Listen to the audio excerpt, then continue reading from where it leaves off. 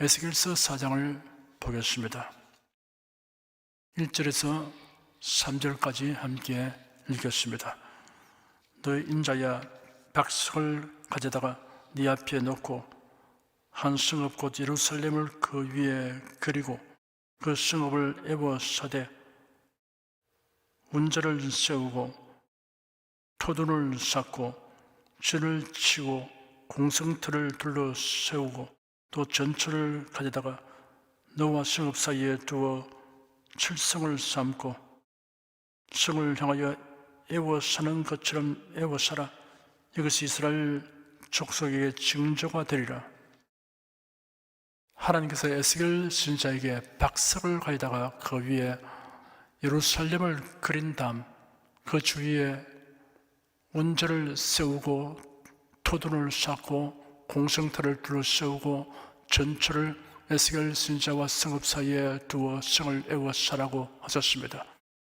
여기에 사용된 용어들은 대체로 생소합니다. 그 낱말 뜻을 먼저 설명해 드리겠습니다. 박석은 흑백돌인데 건축 자재로만 사용하는 것이 아니라 때로는 그 위에 글을 새겨 기록물로 삼거나 약돌을 그려 넣어 지도로 사용하기도 하였습니다. 운자는 고대 전투의 성을 공격하는 무기인데 바퀴 달린 일종의 망대입니다. 망대 위에서 성을 향해 돌이나 화살로서 공격하였습니다. 토두는 성을 공격하기 위하여 그 주위에 흙으로 쌓아 올린 토성입니다. 공성태는 커다란 기둥 끝에 금속을 부착하여 이를 성벽이나 성문에 부딪혀 부수는 데 사용하는 병기입니다. 전철은 기름을 바르고 떡이나 음식을 굽는 데 사용하는 철판 그릇입니다. 에스겔 선지자가 하나님의 지시를 따라 행한 이 일은 예루살렘이 바벨론 군대에 에워싸이게 되고 결국 멸망하게 될 것에 대한 징조가 됩니다. 이런 예언적 행위입니다. 예언이 성취되는 날 하나님께서 역사를 주관하신다는 것이 증명됩니다. 4절에서 6절까지 함께 읽겠습니다. 너는 또 좌편으로 누워 이스라엘 족속의 죄악을 당하되 네 눕는 날수대로 그 죄악을 담당할지니라. 내가 그들의 범죄한 횟수대로 네게 날수를 정하였나니 곧 390일이니라. 너는 이렇게 이스라엘 족속의 죄악을 담당하고 그 수가 차거든 너는 우편으로 누워 유다 족속의 죄악을 담당하라. 내가 네게 40일로 정하였나니 1일이 1년이니라. 나라가 남북으로 분열되어 있으므로 에스겔이 좌편으로 눕는 것은 북왕국 이스라엘을 향한 것이고 우편으로 눕는 것은 남왕국 유다를 향한 것입니다. 북왕국 이스라엘을 향하여 390일, 남왕국 유다를 향하여는 40일을 눕게 하였습니다. 이 날짜는 하나님이 그들의 죄악에 대한 징벌의 분량을 의미합니다. 하루는 1년에 해당된다고 하나님께서 말씀하셨습니다. 북왕국 이스라엘을 향한 390일은 390년으로 환산되며 왕국이 분열한 때로부터 나라가 멸망하는 과정을 거쳐 회복될 때까지의 횟수입니다. 남왕국 유다를 향한 40일은 40년으로 환산되며 유다 왕국이 완전히 멸망한 때로부터 바벨론 포로 생활에서 해방을 얻은 때까지 횟수가 됩니다. 하나님은 북왕국 이스라엘과 남왕국 유다에게 닥칠 일을 횟수까지 정확하게 일러 주었습니다. 7절, 8절 두 절을 함께 읽겠습니다. 너는 또 에워싼 예루살렘을 향하여 팔을 벗어 메고 예언하라. 내가 줄로 너를 동이리니 네가 에워싸는 날이 맞도록 몸을 이리저리 돌리지 못하리라.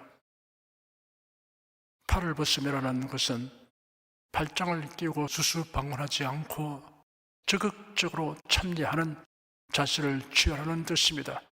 하나님의 주신 예언을 적극적으로 선포하라는 지시입니다.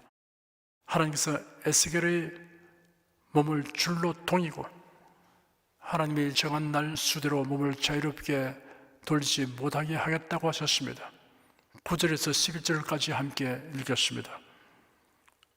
너는 밀과 보리와 콩과 팥과 조와 귀리를 가져다가 한 그릇에 담고 떡을 만들어 네 모로 너는 날수 곧 390일에 먹되 너는 식물을 따라서 하루 20세겔 중식 때를 따라 먹고 물도 흰 6분 1씩 되어서 때를 따라 마시라. 바벨론 군대에게 성이 에워싸이면 양식과 물이 귀하게 될 것을 암시하는 상징성을 지닌 행동입니다. 양식 부족도 큰 문제지만 물 부족은 더욱 치명적입니다. 12절에서 15절까지 함께 읽겠습니다. 너는 그것을 보리떡처럼 만들어 먹되 그들의 목전에서 인분 불을 피워 구울지니라. 여호와께서 또 가라사대 내가 열국으로 쫓아 흩을 이스라엘 자손이 거기서 이와 같이 부정한 떡을 먹으리라 하시기로 내가 가로되 오호라 주 여호와여 나는 영혼을 더럽힌 일이 없었나이다. 어려서부터 지금까지 스스로 죽은 것이나 짐승에게 지킨 것을 먹지 아니하였고 가져간 고기를 입에 넣지 아니하였나이다. 여호와께서 내게 이르시되 쇠똥으로 인분을 대신하기를 허하노니 너는 그것으로 떡을 구울지니라. 인분을 연료로 삼아 보리떡을 구워 먹는다는 것은 다른 연료를 구할 수 없는 증인이 된다는 것을 의미합니다. 인분은 율법에 부정한 것으로 규정하고 있습니다. 유다 백성들은 여전히 자신들이 거룩한 백성이라고 생각하지만 인분으로 구운 부정한 떡을 먹는 부정한 백성이 되고 말았습니다. 아무리 예언적 행위라고 하여도 에스겔은 인분으로 만든 부정한 보리떡을 도저히 먹을 수 없었습니다. 그래야 하나님께 호소하였습니다. 오호라 주 여호와여 나는 영혼을 더럽힌 일이 없었나이다. 어려서부터 지금까지 스스로 죽은 것이나 짐승에게 지킨 것을 먹지 아니하였고 가져간 고기를 입에 넣지 아니하였나이다 하였습니다. 하나님께서 에스겔의 호소를 들으시고 소똥을 인분 대신 사용하도록 허락하셨습니다. 옛날 선지자는 말로서만 예언하는 것이 아니라 이렇게 상징적 행동을 직접 행해야 할 경우도 있었습니다. 참된 선지자는 하나님을 두려운 마음으로 공경하였습니다. 하나님의 이름을 망령되이 말하는 일은 상상도 할 수 없습니다. 하나님의 주신 말씀 그대로 또한 그 말씀에 완전히 부합되는 메시지를 전했습니다. 권력자를 두려워하거나 백성들의 여론을 의식하여 그들에게 영업하는 일은 결코 하지 않습니다. 16절, 17절 두 절을 함께 읽겠습니다. 또 내게 이르시되 인자야 내가 예루살렘에서 의뢰하는 양식을 끊으리니 백성이 경급 중에 떡을 달아 먹고 민답 중에 물을 되어 마시다가 떡과 물이 결핍하여 피차에 민답하여 하며 그 죄악 중에서 쇠폐하리라. 바벨론의 예루살렘 포위로 인한 양식과 물 기근이 극심하게 되어 백성들은 두려움으로 벌벌 떨면서 양식을 달아먹고 건심 중에 물을 되어 마실 것이라고 에스겔 선지자는 하나님의 주신 말씀대로 예언하였습니다. 그들이 이처럼 비참하게 되고 멸망에 드는 원인은 우상 숭배와 불의와 불법이 사회의 보편적이고 일상화된 까닭이었습니다. 그리하면서도 자신들은 아브라함의 자손으로 선민이고 예루살렘 성전에서 제사드리기 때문에 최악의 경우는 발생하지 않을 것이라고 믿고 있었습니다. 그러므로 하나님의 징벌을 선포하는 선지자를 미워하고 받게 하였습니다. 그래 할지라도 하나님은 선지자를 통하여 계속 경고하고 더 구체적으로 예고하게 하셨습니다. 이렇게 하신 이유는 첫째, 죄악에서 돌이키도록 회개를 촉구하시는 것입니다. 하나님의 사랑이 많으심으로 회개하는 자에게는 용서하시고 징벌을 경감하시기 때문입니다.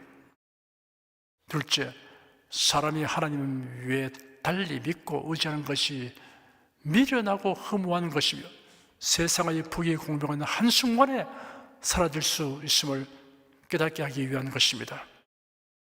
셋째, 나라의 흥망성쇠가 우연이나 사람의 뜻에 의해서 되는 것 같으나 사실은 절대 주권자이신 하나님의 주관 아래 되는 것임을 나타내시는 것입니다. 넷째, 하나님의 선지자를 통하여 예언하신 말씀은 어김이 없고 남김없이 그대로 다 이루어지는 것을 알게 하기 위함입니다. 성도 여러분, 성경의 예언서를 통하여 이런 하나님의 뜻과 섭리를 철저하게 배우게 됨을 정녕 감사하면서 하나님의 말씀을 믿고 순종하는 데 성공자가 되시기를 축원합니다. 기도하겠습니다. 사람이 하나님 위에 달리 믿고 의지하는 것이 미련하고 허무한 것이며 세상의 부귀 공명한 한순간에 사라질 수 있음과 나라의 흥망성쇠가 우연이나 사람의 뜻에 의해서 된 것 같으나 사실은 절대 주권자이신 하나님의 주관 아래 드는 것을 살펴보게 된 것을 주님께 감사드립니다. 하나님의 선지자를 통하여 예언하신 말씀은 어김이 없고 남김없이 그대로 다 이루어지는 것과 성경의 예언서를 통하여 이러한 하나님의 뜻과 섭리를 철저하게 배우게 됨을 감사드립니다. 주님께서 우리를 손잡고 인도하여 주셔서 하나님의 말씀을 믿고 순종하는 데 성공자가 되게 하여 주시옵소서. 주 예수 그리스도 이름으로 기도드립니다. 아멘.